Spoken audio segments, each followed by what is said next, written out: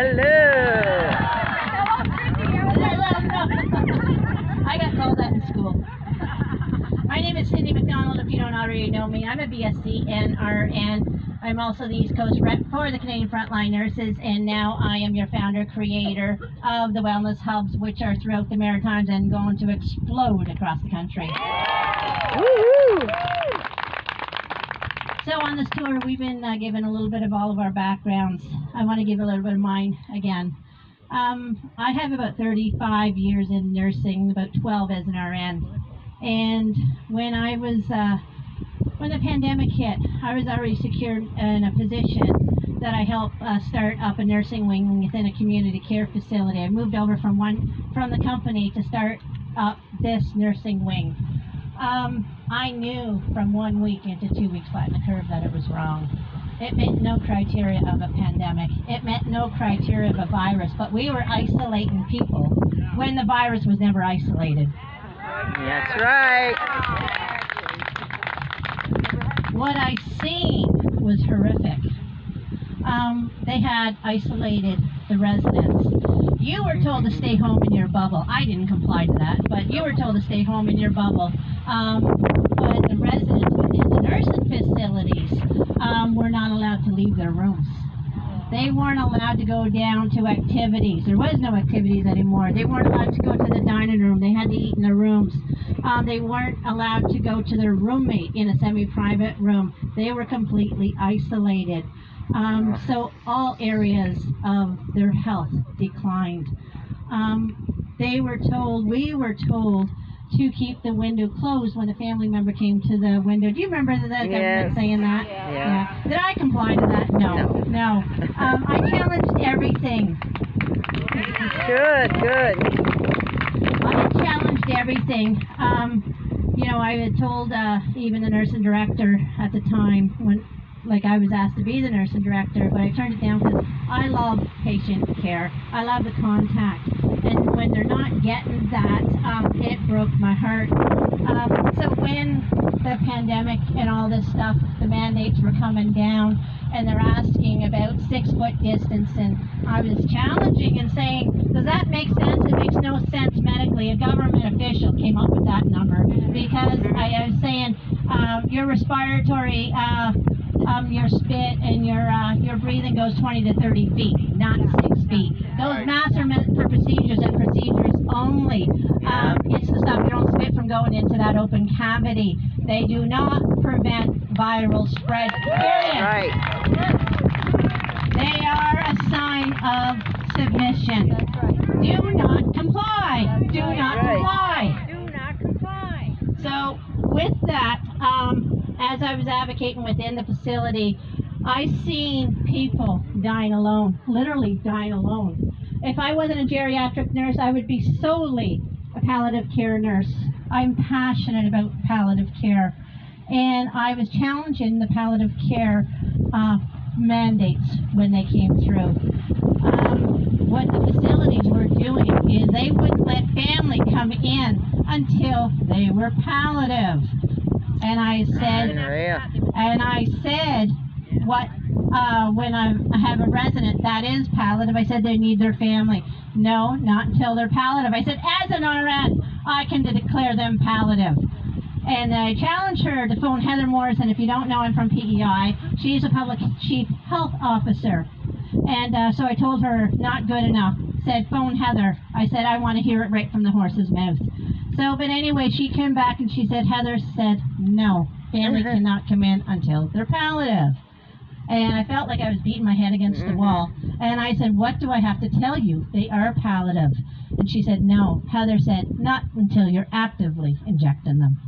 Oh my God. So I said, now they can't converse with their family, their loved ones, because they need the pain med now.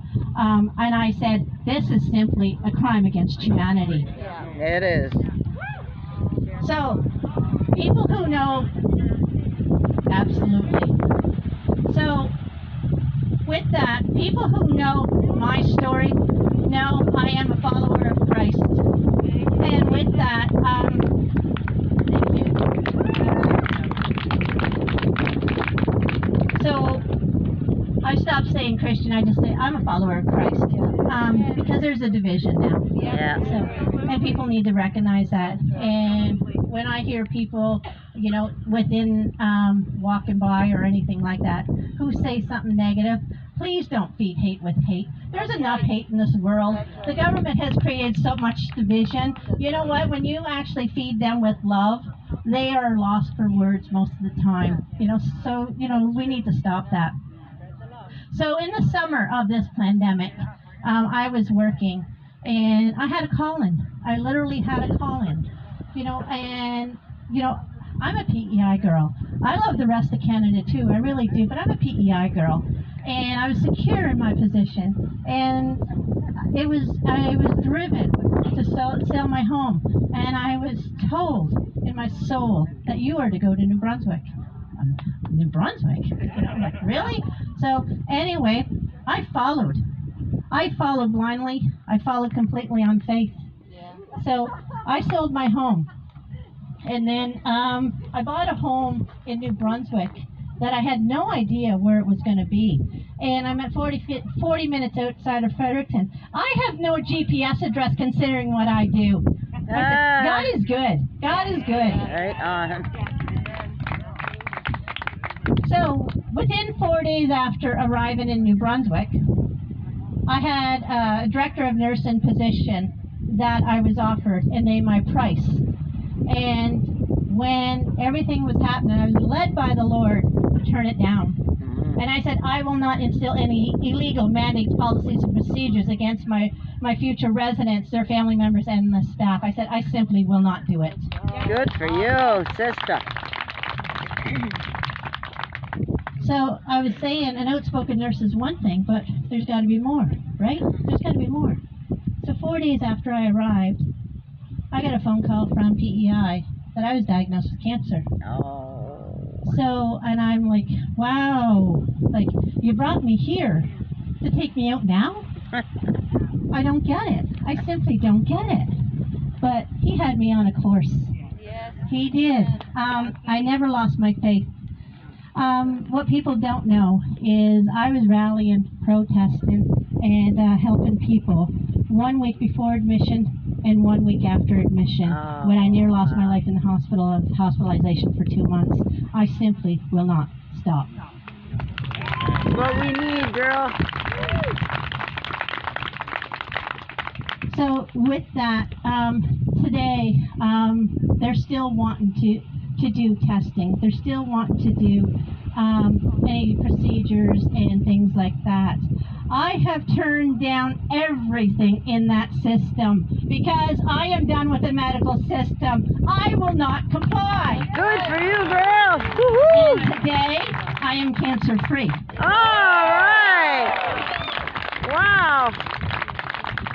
So, I was talking about being an outspoken nurse on the inside and then on the outside, but I still didn't feel that was my true calling yet. And I'm praying. I'm simply praying. I'm like, there's got to be more. There's got to be more. And then it came to me. And that's when your wellness hubs were born. All right. What is a wellness hub? Simply put, it's not that system. We are done with that system. We are outside of that system. And people ask me all the time, you know, what do you offer? What do you offer? You know, I publicly can't state everything we offer. You know, I have to watch my wording publicly. So and I tell people, what do you need? Tell me what you need. There you you know, go. and we will help you. We can do so many things. We have doctors and nurses on the inside and on the outside of all different skill sets who totally know what we are doing with the Wellness Hub is right.